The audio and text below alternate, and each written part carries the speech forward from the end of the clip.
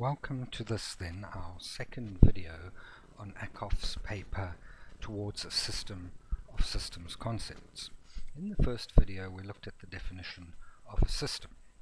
In this video we'll be looking at the notion of system changes.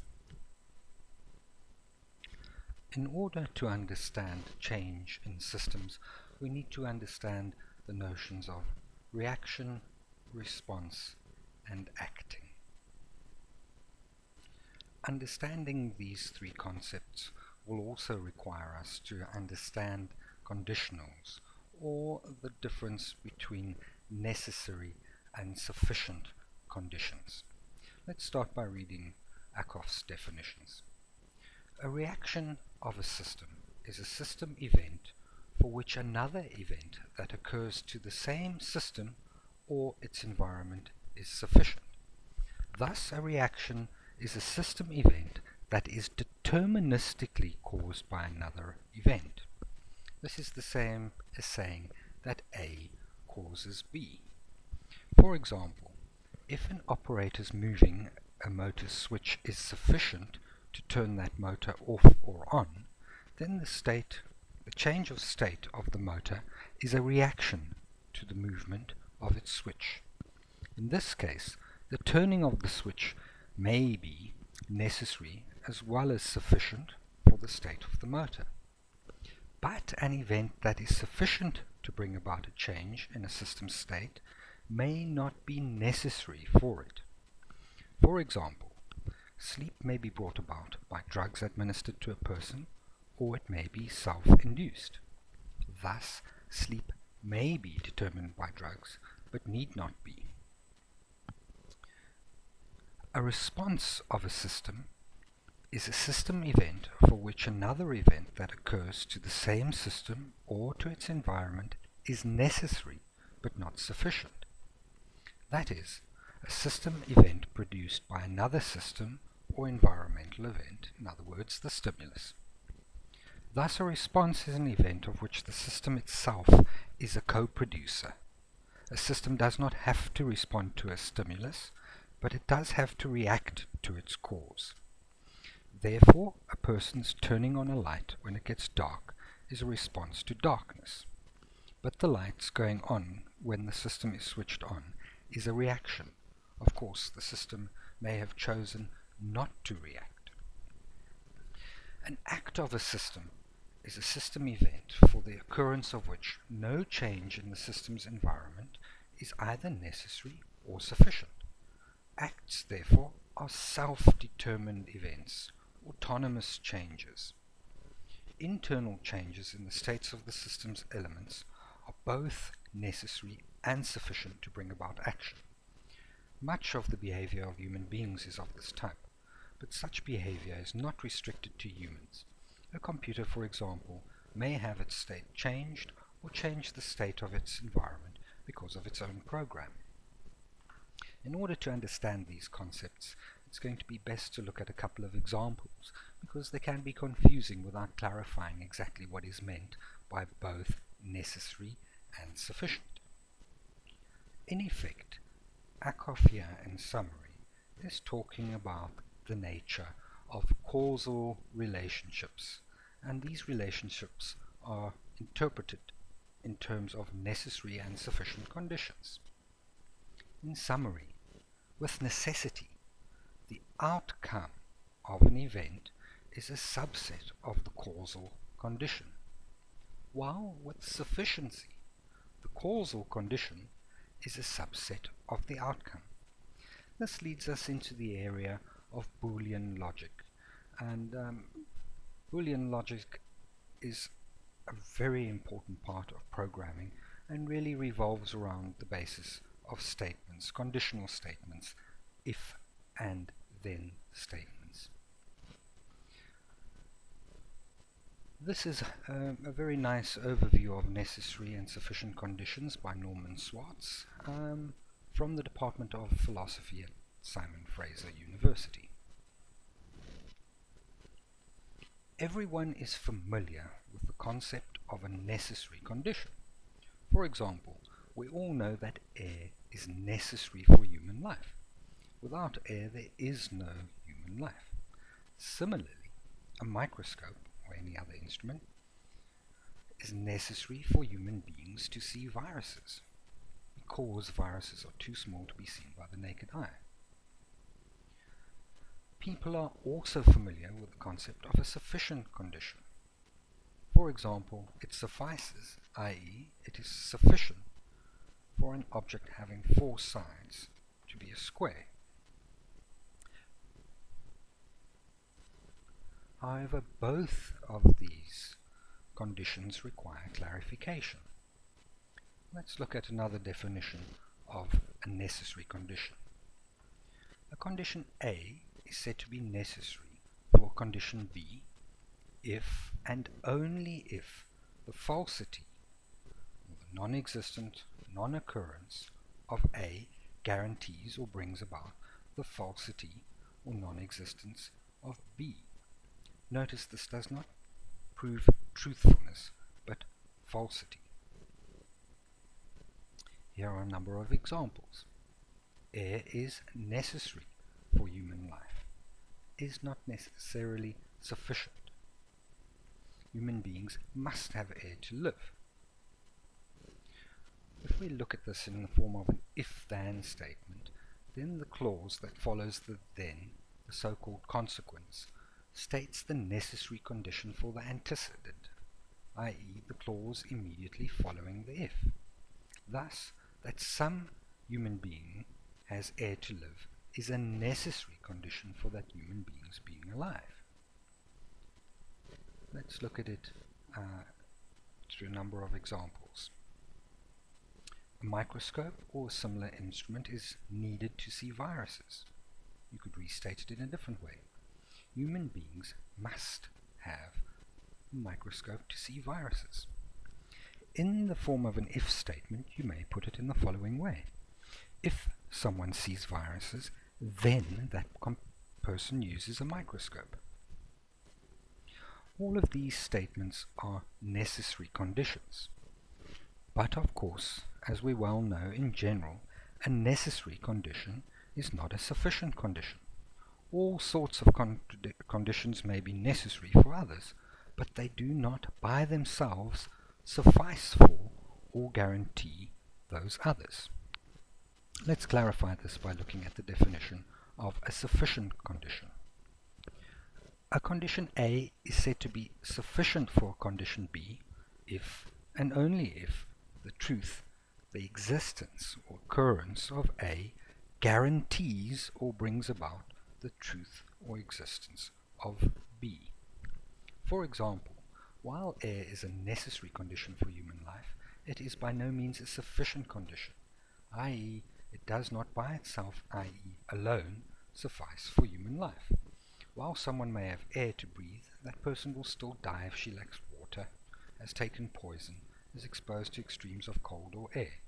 There are in fact a great many conditions that are necessary for human life, and no one, or even just a few of them, will suffice for or guarantee human life. Or, further, consider the property of having 4 sides.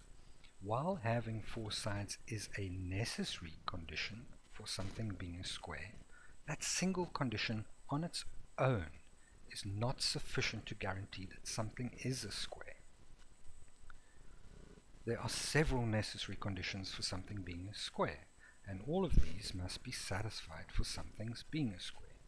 For example, x has exactly 4 sides, each of x's sides is straight, x is a closed figure, x lies in a plane, etc., etc.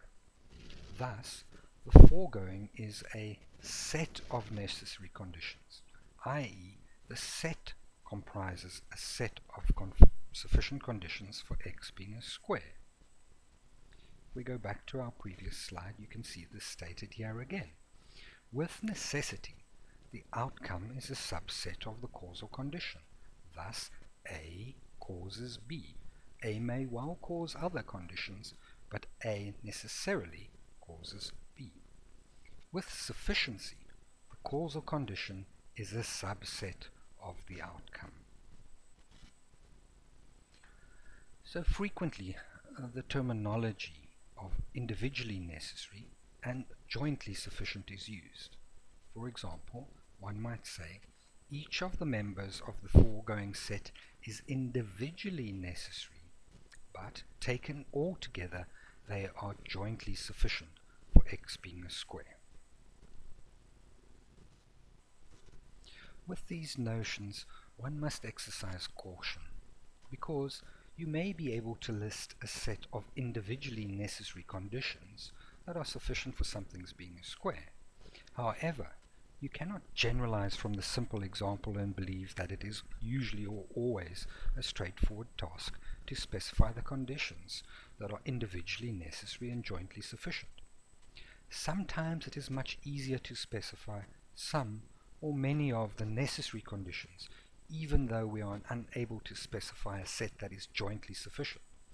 Other times, the opposite is true, for in some cases it will be easier to specify sufficient conditions without our being able to specify individual necessary ones.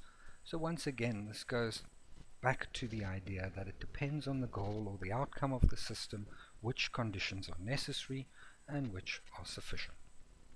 Here is an example of necessary conditions that are not sufficient. In other words, a set of conditions that are individually necessary without being jointly sufficient. For example, this is an example taken from elsewhere about a Walkman and being able to listen to music. There are a number of necessary conditions. The Walkman is in good working order, the batteries are good, or if you check the note, you should have some form of electricity supply or power supply. The earphones are plugged in, the tape has music on it, and it is in good working condition. Also, you need to operate the controls correctly. Now, of course, nowadays we can substitute the word iPod or music player for Walkman. This, of course, is a slightly dated example. So, this person initially made the hasty claim that taken all together they are sufficient. Unfortunately, this list by no means is sufficient. Here are just a few of the many additional necessary conditions that must be given. A. The listener must not be deaf. The ambient surrounding sound must not drown out the earphones. There must be nothing blocking the sound in the listener's ears, etc., etc. So sometimes, as in this case, it is far easier to specify necessary conditions than sufficient ones. In other words, you may not be able to specify all of the conditions. Now, you may well be forgiven for being confused when trying to understand the relationship between necessity and sufficiency. This is partly because of the dual relationship between the two. For example, a condition can be either necessary or sufficient without being the other. For instance, being a mammal is necessary but not sufficient to being human, and a number x is rational is sufficient but not necessary to x as being a real number, since they are real numbers that are not rational. A condition can be both necessary and sufficient. For example, today is the 4th of July is a necessary and sufficient condition, for today is Independence Day in the United States. So perhaps the best way to examine the relationship between these entities is to look at the two most basic logic circuits in Boolean logic, these being the AND and OR gates. Digital systems are constructed by using logic gates, and there are a number of these, but the two most basic are the AND and OR gates. Digital systems are constructed by using logic gates. Below you can see the AND gate and the OR gate.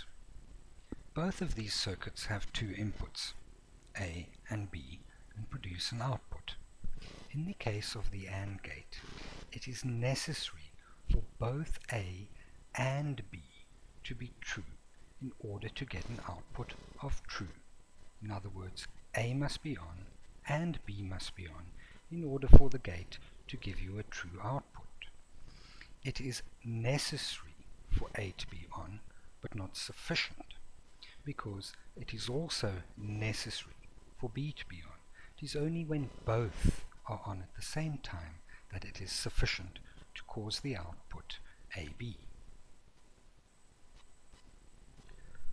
When one examines the operation of the OR gate, you can see that it gives an output of true under 3 different scenarios. Either when A is true or when B is true. Thus, A is sufficient to cause the output of true. Also, B is sufficient to cause the output of true. However, A is not necessary to cause the output true if B is true, and conversely, B does not necessarily have to be true to cause the output of true if A is true. Thus, you can see the relationship here between necessary and sufficient. It is sufficient for A or sufficient for B to be true. Also, A and B could be true to give the output of true. Thus, it is necessary for either A or B to be true. Returning then to Ackoff's paper, we can now review the terms reaction, response, and act of a system. And we will do so by turning back to our example that we used previously on the Smart Shopper system. You can see over here that this is a stimulus. User inputs address information, a card swipe, or books being returned. The system thus has 3 separate stimuluses there, as well as a 4th one for ad hoc report requests. The lines that are outputs are then responses to those requests, so they are determined by the actual request, the input or the stimulus. So in the case of the user address information, the system outputs a response that the account is registered, perhaps printing, for example, the Smart Shopper ID. When someone swipes their card, the system will produce the amount of money that the customer is due back, as well as the cash points balance. In other words, it will give the customer a receipt. In terms of auto-generated responses, you can see here that the reporting subsystem is set up to generate reports at timed intervals, and this, in effect, is an act of the system. Thus, we can see that our Smart Shopper system includes all the necessary components and concepts which would characterize it as a system. That brings us to the end of this section of the review of Ackoff's paper, and it is well worth spending some time looking at the Smart Shopper system and seeing if you can identify the various components and concepts within the system that makes it a valid system according to Ackoff's theory.